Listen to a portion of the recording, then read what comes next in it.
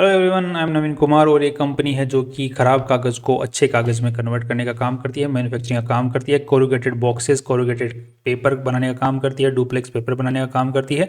सो इसी टाइप से एक पेपर सेक्टर में काम करने वाली कंपनी स्टॉक मार्केट से पैसे उठाना चाह रही है। कंपनी का नाम है शुभम पेपर्स। काफ़ी दिनों बाद में एक कोई अच्छी कंपनी देखने को मिल रही है। अब सच में अच्छी है कि नहीं, उसको तो हम वीडियो के अंदर लास्ट तक ही पता कर पाएंगे। So let's proceed with this videos. यहाँ पे बेसिक डिटेल्स की बात करते हैं आईपीओ से रिलेटेड। तो 30 सितंबर से 3 अक्टूबर के बीच में कंपनी का आईपीओ यहाँ पे खुलने वाला है। 152 का कंपनी ने कट ऑफ प्राइस यहाँ पर सेट किया है। और यहाँ पर कंपनी जो टोटल पैसे उठाना चाह रही है दैट इज़ 93 करोड़ 70 लाख। सो यहाँ पर कंपनी खुद की जो पूरी वैल्यू लगा रही है दैट इज़ 353 करोड़। सो अच्छी खासी यहाँ पर वैल्यू लगा रही है कंपनी खुद की। कंपनी के जो प्रमोटर लोग उनके पास में 95% शेयर होल्डिंग थी आईपीओ से पहले, और आईपीओ के बाद में 70% रह जाने वाली है। दैट्स अगेन अच्छी खासी रह जाने वाली है। कंपनी ये पैसे क्यों उठाना चाह रही है? तो बेसिक रीज़न एक ही बताया है कि इनकी एक छोटी कंपनी है, सब्सिडरी कंपनी है, उसके अंदर कंपनी इन्वेस्टमेंट करना चाहती है। और वो कंपनी में क्यों इन्वेस्टमेंट करना चाहती है? क्योंकि उसको एक नई फैक्ट्री खोलनी है। इनके पास में ज़मीन वमीन है, तो उस ज़मीन के ऊपर में इनको नया सेटअप करना है, फैक्ट्री सेटअप करना है, तो उसके लिए पैसों की ज़रूरत है। तो यहाँ पे ध्यान रखना, शुभम पेपर्स जो है ये कंपनी का नाम है जो आईपीओ उठा रही है। शुभम पेपर्स प्राइवेट लिमिटेड इसकी छोटी कंपनी है, उसका नाम है। सो ये आईपीओ इस कंपनी का है, उसका नहीं। बट काइंड ऑफ बात यही है कि यानी ये कंपनी उस कंपनी को पूरा कंट्रोल करती है, ओन करती है, मालिक उसकी यही है। नेक्स्ट अब थोड़ा सा आरएचपी के अंदर नज़र डाल लेते हैं थोड़ी सी। तो यहाँ पर देखने को मिल रहा है कि मिस्टर टी बाला कुमार जी इसकी कंपनी का कर्ता धर्ता है। उन्हीं के पास में आईपीओ से पहले अच्छी खासी शेयर होल्डिंग थी, आईपीओ के बाद में भी उन्हीं के पास में रह जाने वाली है। That's good. कंपनी के ऊपर में अगर देखते हैं तो आज के दिन अच्छे खासे केसेस दिख रहे हैं, बट दैट टू जीएसटी से रिलेटेड देख रहे हैं। यहाँ पर देख रहे हैं तो कंपनी के जो मेनली केसेस हैं वो आईटीसी को लेकर के, कंपनी ने आईटीसी कुछ ज़्यादा ही क्लेम कर लिया। इनपुट टैक्स क्रेडिट बोलते हैं, जीएसटी सेक्टर के अंदर में होता है। जीएसटी में क्या होता है कि जो भी आप माल खरीदते हैं किसी से तो उसको पेमेंट कर देते हैं। पेमेंट करने के बाद में आप वो जो टैक्स की फॉर्म में आपने जो एक्स्ट्रा पेमेंट कर दिया एज ए जीएसटी, उसको वापस क्लेम कर लेते हैं बिजनेस के अंदर में। तो कंपनी जो जीएसटी डिपार्टमेंट है, इन्होंने इनको नोटिस भेज दिया कि आपने उन चीज़ों का भी जीएसटी क्लेम कर लिया, टैक्स क्लेम कर लिया जिसके लिए आप ऑथोराइज नहीं थे। तो वो जो पैसा आपने एक्स्ट्रा क्लेम कर लिया है वो विद पेनल्टी हमको वापस दो। तो इस टाइप के केसेस इनके ऊपर में चल रहे हैं। बेसिकली सारे इन्हीं चीज़ों से रिलेटेड हैं मेनली। नेक्स्ट यहाँ पर देख लेते हैं। तो यहाँ पर देखो इनकम टैक्स, जीएसटी, सीएसटी, यहाँ पर 15 करोड़ रुपए उस चीज़ में अटके हुए हैं, और 20 करोड़ रुपए कॉर्पोरेट गारंटी कंपनी ने अपनी सब्सिडरीज के लिए दे रखी है। कि सब्सिडरी जो है कंपनी की, उसने बैंक से लोन ले रखा है जिसके लिए इस कंपनी ने गारंटी दे रखी है कि अगर सब्सिडरी नहीं चुका पाएगी तो मैं चुकाऊंगी, मैं ऐसा, मतलब यही छाती ठोक के बोल रही है कंपनी। नेक्स्ट कंपनी की अगर हम शुरुआत देखते हैं तो 2004 में कंपनी की शुरुआत हुई थी। उसके बाद में कंपनी ने पहला ऑपरेशन स्टार्ट किया 2005 के अंदर में। फिर इन्होंने रिन्यूएबल विंड मिल एनर्जी की कैपेसिटी 1.7 मेगावाट का इंस्टॉल किया। फिर इन्होंने अच्छा खासा यहाँ पर अवार्ड मिला इनको, फिर सर्टिफिकेशन मिला। फिर Shubham papers and boards private limited इन्होंने एक अपनी सब्सिडरी खोली। बाद में इन्होंने क्या किया यहाँ पर देखने को मिल रहा है। फिर इन्होंने एक नया डिवीजन खोला subsidiary Shubham papers and boards private limited के अंदर में। फिर एक सोलर पावर प्लांट एक और लगाया 10 मेगावाट का। इस तरीके से बढ़ते गए आगे, और यहाँ पर आज के दिन जो है कंपनी फिर लास्ट में प्राइवेट लिमिटेड से लिमिटेड कंपनी के अंदर में कन्वर्ट होकर आईपीओ लेके आ रही है। इसको आप अच्छे से पढ़ लें। तो कंपनी के पास में आज के दिन अगर देखा जाए तो 14 मेगावाट के आसपास में तो सोलर कैपेसिटी है, जो कि कंपनी अपनी फैक्ट्री को, अपने जो माल बनाने के अंदर में जो इलेक्ट्रिसिटी यूज होती है उसमें काम में लेती है। नेक्स्ट यहाँ पर कंपनी के जो हम लोग देख लेते हैं, तो यहाँ पर ये एक कंपनी की एसोसिएट कंपनी, यहाँ पर मेरे थोड़ा सा रिस्क भी नज़र आता है। रिस्क क्या है कि कंपनी के जो मेन मालिक हैं, करता धरता है, उनका नाम है टी बाला कुमार जी। इनके ऑलरेडी एक दूसरी कंपनी है BMM paper boards private limited, जिसके अंदर में उनका 70% स्टेक है। और जो ये आईपीओ लेके आ रही इस कंपनी में 30% के आसपास में स्टेक है। सो मेनली जो मेन प्रमोटर हैं इस कंपनी के, उनके पास में एक कॉन्फ्लिक्ट ऑफ इंटरेस्ट बन जाता है कि फ्यूचर के अंदर में हो सकता है कि जो भी बिजनेस इस कंपनी को मिल रहा है वो उसको देना चालू कर दें। तो एक कॉन्फ्लिक्ट ऑफ इंटरेस्ट फ्यूचर के अंदर में चलना चालू हो सकता है। That is not a good thing. चूंकि ये इसकी एसोसिएट कंपनी है, सो स्टिल एसोसिएट कंपनी का मतलब होता है जिसमें हमारी कंपनी जो आईपीओ लेके आ रही है इसका 50% से कम शेयर होल्डिंग हो किसी दूसरी कंपनी में। नेक्स्ट यहाँ पर कंपनी का अगर हम लोग देखते हैं तो क्राफ्ट पेपर क्या होता है, जो कि ब्राउन पेपर होता है पतला वाला, जो कि का थोड़ा हार्ड होता है, जो उसकी पैकेजिंग के अंदर में काम आता है, वन लेयर सिंगल लेयर वाला होता है, तो क्राफ्ट पेपर उसको कहते हैं। और दूसरा होता है डुप्लेक्स पेपर, जो कि थोड़ा चिकना टाइप का एक कागज़ होता है। मैं आपको थोड़ी सी फ़ोटोज़ यहाँ पर दिखा देता हूँ अगर मेरे पास में है तो। I think I don't have. White colour का डुप्लेक्स होता है, चिकना चिकना पेपर, जो कि हम लोग कई बार पैकेजिंग में नहीं देखते हैं, बहुत ही अच्छी पैकेजिंग देखने को मिलती है, राइट। तो वो जो पेपर बनता है उसको हम बोलते हैं डुप्लेक्स पेपर। नेक्स्ट यहाँ पर हम लोग देख लेते हैं, तो डुप्लेक्स पेपर की कंपनी के पास में कैपेसिटी है दैट इज़ 47,200 टन्स, जो कि कंपनी 44,000 टन्स के आसपास की कैपेसिटी को यूटिलाइज कर पा रही है। यहाँ पर दूसरी क्राफ्ट पेपर वाली यूटिलाइजेशन वो भी अच्छी खासी कर पा रही है। तो कंपनी को अब थोड़ा सा एक्सपेंशन करना पड़ेगा, इसीलिए तो कंपनी बोली कि हम अपनी सब्सिडरी के थ्रू कैपिटल एक्सपेंशन करना चाहते हैं आईपीओ से पैसे उठा के, जिससे कि हम लोग और ज़्यादा बिजनेस बढ़ा सकें, क्योंकि हमारी जो कैपेसिटी है वो पूरी होने को चल रही है। नेक्स्ट कंपनी के आज के दिन जो कस्टमर्स हैं, जो टॉप 10 कस्टमर्स हैं, उनसे अच्छा खासा रेवेन्यू यहाँ पर देखने को मिल रहा है, बट कंसंट्रेटेड नहीं है। जो नंबर ऑफ कस्टमर्स हैं उन्हीं के ऊपर में कंसंट्रेटेड नहीं है। अगर नंबर 1 कस्टमर की बात करें सिर्फ 5% ही है, बाकी की जो फिर टोटल मिला के अगर टॉप 10 की अगर बात करते हैं तो यहाँ पे लगभग 15% के आसपास में ही, 17% के आसपास में ही ख़त्म हो जा रहे हैं top 10 customers. So company has a bigger market, bigger customer base. Company के अंदर आज के दिन 500 पीपल काम करते हैं, जिसमें से मेनली जो ज़्यादातर काम कर रहे हैं दे आर लेबर। बाकी मैनेजमेंट के अंदर में भी खासे लोग काम कर रहे हैं। सो अच्छे खासे लोग पेट भर रहे हैं कंपनी से।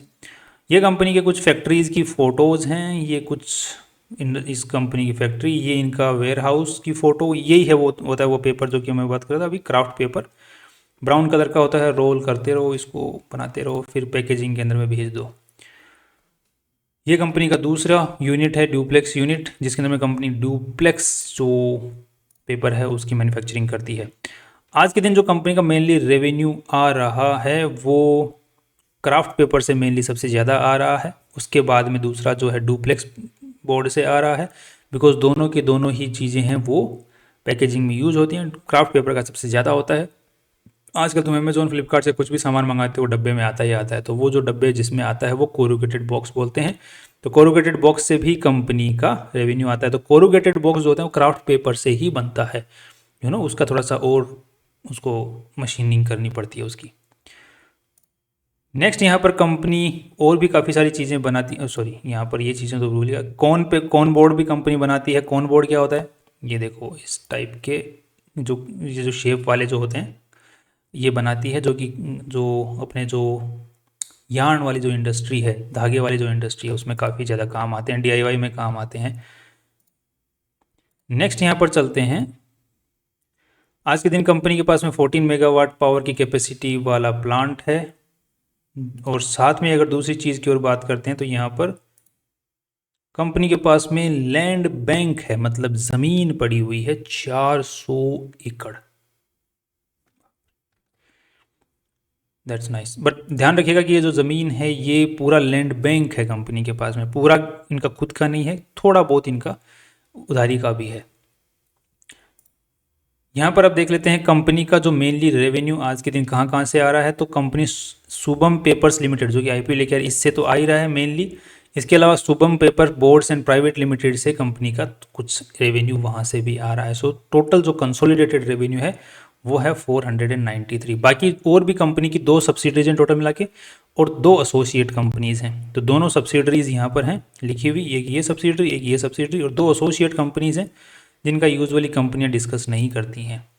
उनको डायरेक्ट अदर इनकम में डाल देती हैं, या फिर जो पेरेंट कंपनी है उसी की इनकम में दिखा देते हैं उनको।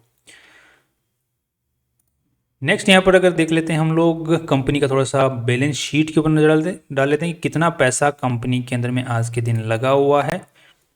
तो यहाँ पर देखने को मिला 460 करोड़ रुपए कंपनी के अंदर में आज के दिन लगे हुए हैं, जिसमें से इन्वेस्टर्स का जो पैसा है that is around 197 crore, 199 200 crore के आसपास में, मान लो 200 करोड़ के आसपास में लगे हैं। बाकी जितना भी पैसा कंपनी में लगा हुआ है 260 करोड़ रुपए, वो उधारी का पैसा है। उधारी का पैसा भी देखा जाए तो लॉन्ग टर्म वाला है जो कि धीरे धीरे चूक रहा है, क्योंकि यहाँ पे डिक्रीजिंग में दिख रहा है, और शॉर्ट टर्म वाला है वो इंक्रीजिंग में दिख रहा है।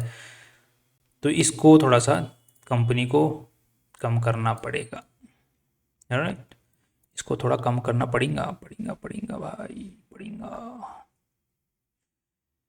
नेक्स्ट, कंपनी के पास में ये पैसा जो है कहाँ कहाँ लगा हुआ है, तो प्रॉपर्टी प्लांट एंड इक्विपमेंट, जो कि कंपनी ने अच्छी खासी ज़मीन खरीद रखी है और अच्छी खासी ज़मीन गिरवी भी, किराए पे भी है।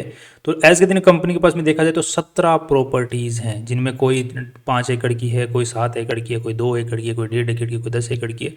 इस टाइप से 17 प्रॉपर्टीज़ है, जिनमें से 4 जो प्रॉपर्टीज़ हैं वो सिर्फ किराए की हैं, बाकी सारी प्रॉपर्टीज़ कंपनी द्वारा ओन्ड हैं। बाकी अगर आपको अगर उन प्रॉपर्टीज़ के बारे में पूरा डिटेल चाहिए तो आप RHP के अंदर में सर्च कर सकते हैं प्रॉपर्टी, तो वहाँ पर आपको owned property and leased property दोनों का डिटेल्स मिल जाएगा। नेक्स्ट, कंपनी में पैसा कहाँ कहाँ लगा, तो 224 करोड़ रुपए यहाँ लगे हुए हैं। Capital work in progress, that means company नया फैक्ट्री सेटअप जो कर रही है सब्सिडरी के थ्रू, उसमें 22 करोड़ रुपए कंपनी लगा के बैठी हुई है, और पैसा भी उसमें लगने वाला है, तो उसके लिए IPO से पैसा उठा के लगाने वाली है। नॉन करंट इन्वेस्टमेंट कंपनी ने अपनी एसोसिएट कंपनीज के अंदर में कर रखा है लगभग 10 करोड़ रुपए का। और यहाँ पर देखने को मिला ट्रेड रिसीवेबल भी है 110 करोड़ रुपए का, जो कि पिछले साल के मुकाबले बढ़ गया है। साथ में ही कैश पड़ा है 11 करोड़ का, और शॉर्ट टर्म लोन पड़े हैं 12 करोड़ के।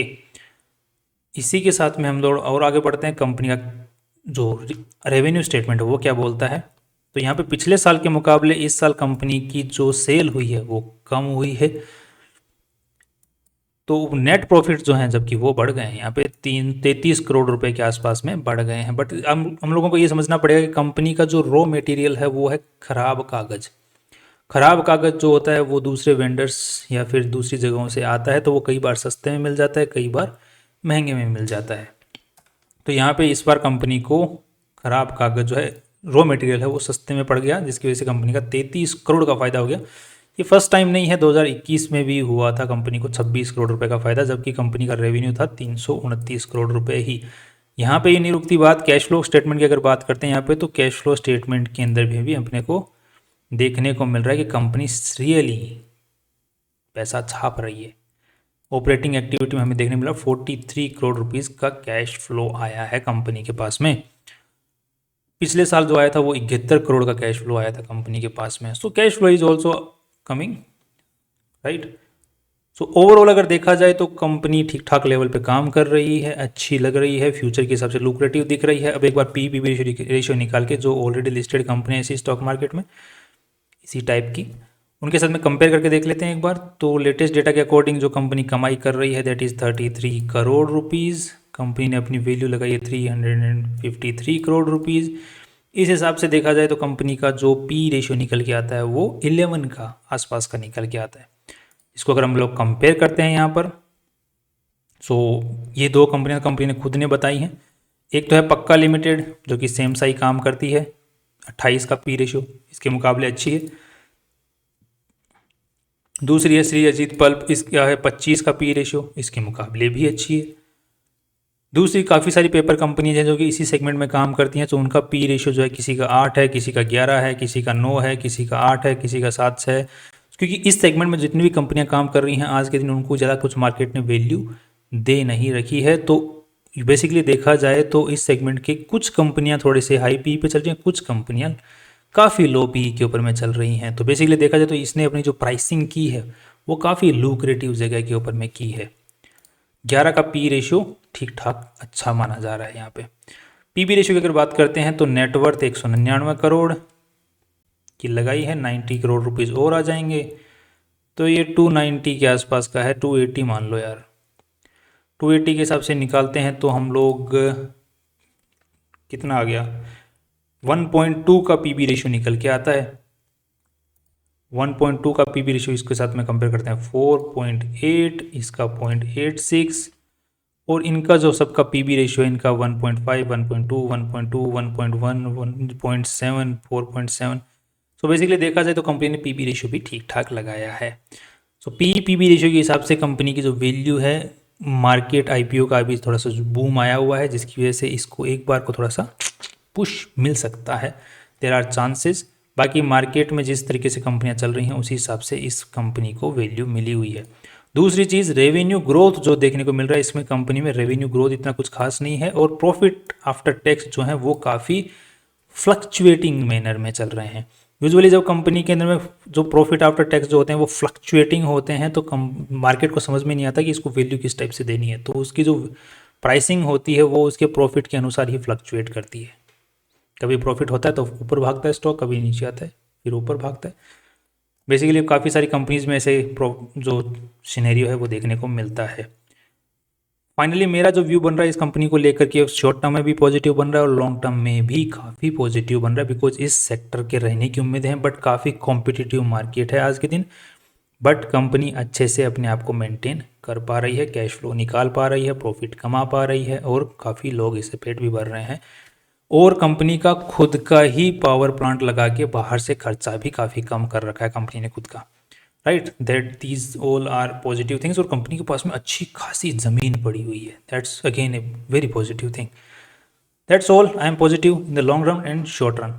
फाइनली आप कोई भी डिसीजन लें अपने फाइनेंशियल एडवाइजर से पूछ के और रिसर्च करके लें, because this was just a limited review. See you tomorrow.